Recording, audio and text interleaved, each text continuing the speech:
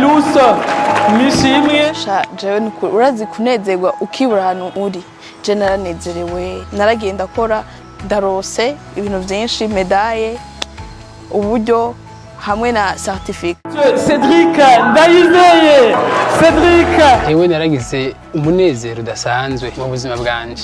Nubwo ibice amajana 2 kwijana ndagiye gutegura umugambi wiwanje ushaka kuzonteza imbere muri kazoza kanje. Peluze na Cedric mwabonye bize ivy'imyuga, ubu ndababwiye ino nkuru bafise akazi keza n'ubuzima bwiza.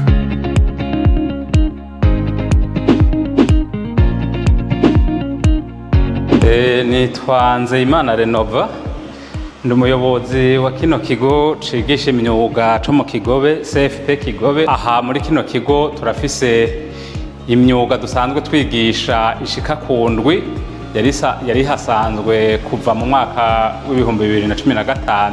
Abipfuza kwiga imyuga nuko hariho igisata gishasha, kimwe ni komido cuisine, kwigisha gukinjika, ikindi ni twigisha abaserveur, no kuvuga abashobora gukora mu mahoteri basereva ingezi no mu maresitora. Mwiyinga bigira mu mahoteri n'amaresitora, hanyuma bagaca baza ngaha muri kino kigo umunsi umwe gusa.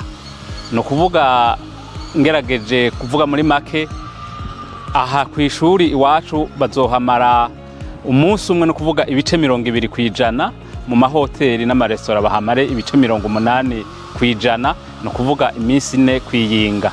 Bazokwiga umwaka wose, no kuvuga amezi 12.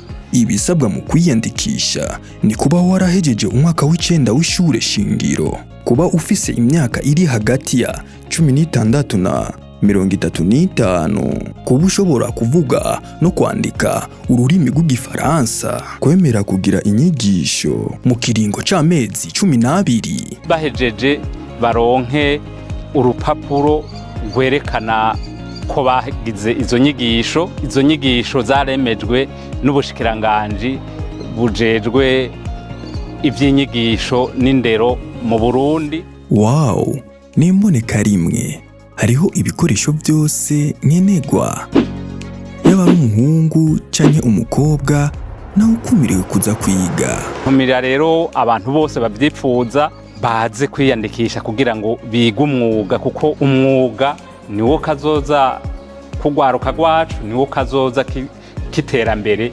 ry'igihugu cacu. Abifuza kwiyandikisha bazana ibi bikurikira: urupapuro rw'amanota rw'umwaka wa nyuma wagarukiyemo w'inyuma y'ishure shingiro, impamyabushobozi canke icemeza ko wahejeje amashure, fotokopi ya karangamuntu n'udufoto 2. Kwiyandikisha vyaratanguye bikazorangira igenekerezo rya 20 Munyonyo uno mwaka.